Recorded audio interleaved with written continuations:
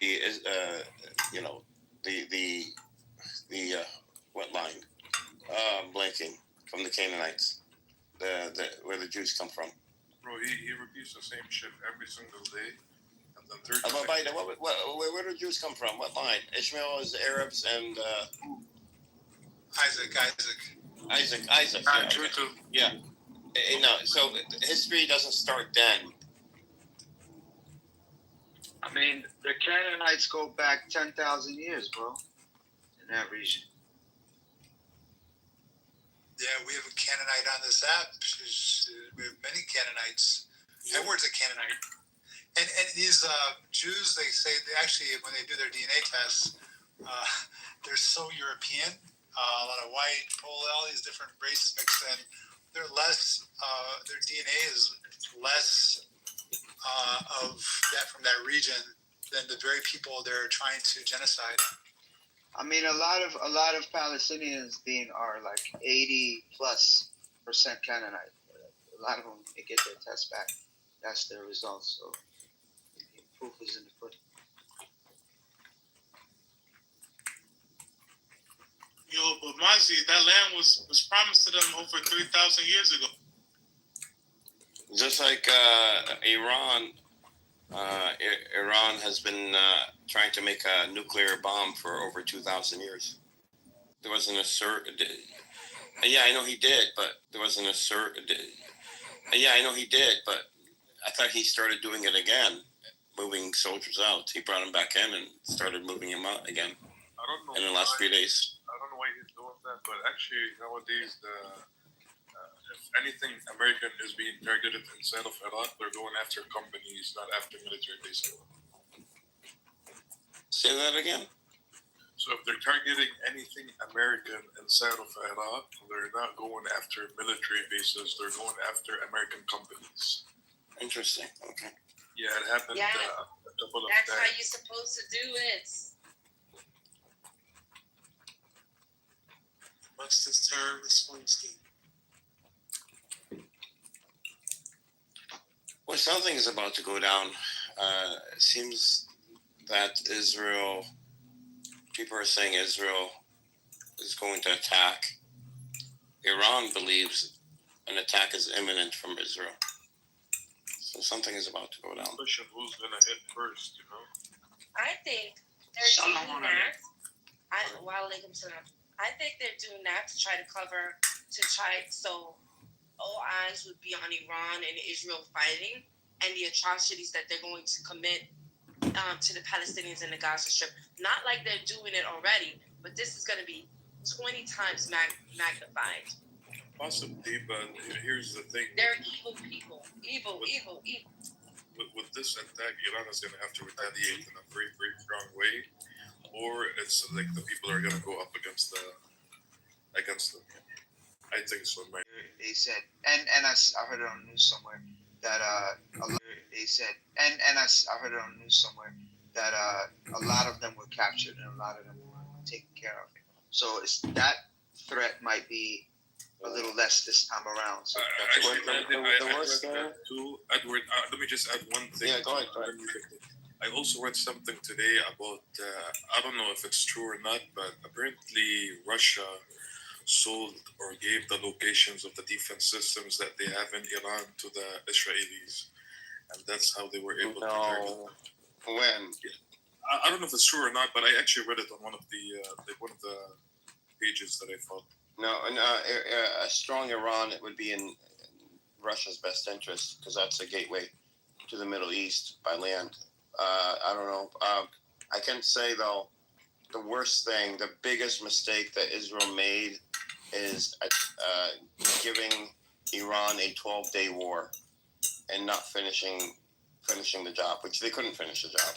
But if you couldn't finish the job, the biggest mistake they made is giving them those 12 days because those 12 days, Iran gained the experience of testing their systems in battle with very little damage because it was only 12 days long. And that's experience you cannot buy. You have to go. They bought it, all right. And so they had a limited engagement so that they, Iran was able to test, see where their systems are weak, see what worked, what didn't work. So they've revamped their whole government, restructured it so that information moves very fast. Commanders on the ground can make decisions autonomously. The weapon systems are now deployed differently. They recalibrated their radar. I mean, they made thousands of changes, thousands, and that's because of experience. That's pretty crazy. I mean, the Iran that Israel would attack next is not going to be the same Iran. I agree on that one, Edward. And on the previous person was general or someone. Yeah, that news is fake about the Russian giving a spot or location to the Israeli. There's a bunch of Russia phobia also is in Iran. They don't understand what's going on. They don't even understand the difference between the S-300 or S-400, and they're opening their mouth and giving false information and bringing down the whole system of the defense system which is Iran military. They thinking there's a weak point. Actually, there is between Iran and Russia a good strategy and good working on every defense or any needs to be done. They have back and forth intelligence between each other.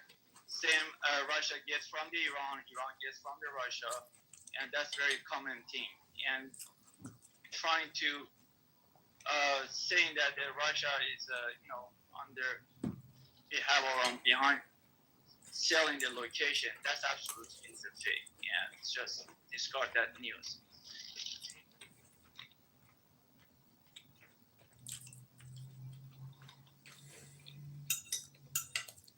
We'll see what happens. I don't want a war to break out, honestly. And we'll see what happens.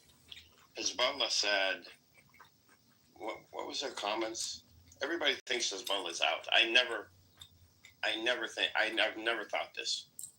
But they said the world will know our might or something like this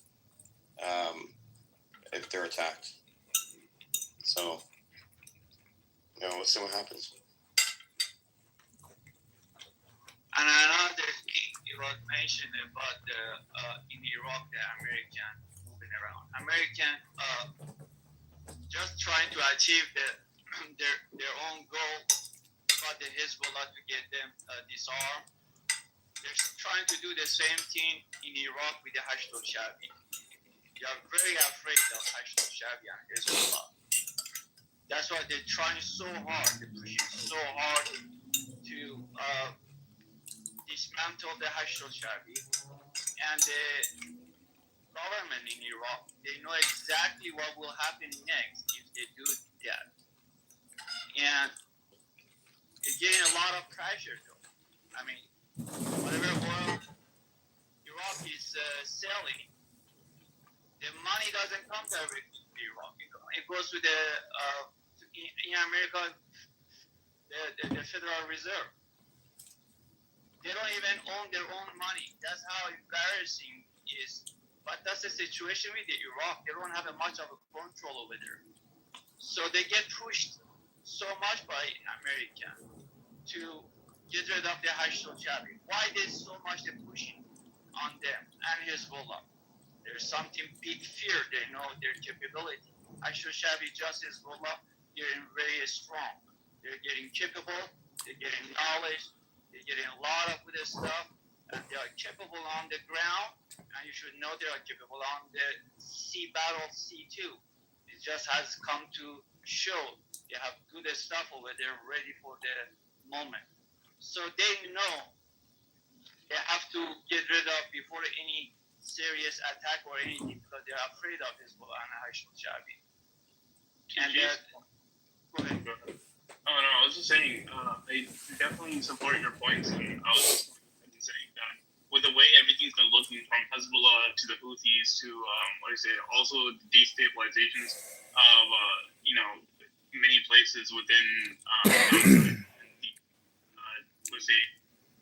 at least in 2020, to see the number of men just kind of go, Joe Biden's my guy. But I'll go back. Clarence Thomas wasn't even the number one pick for the Republicans. He was down the list too. I didn't think he was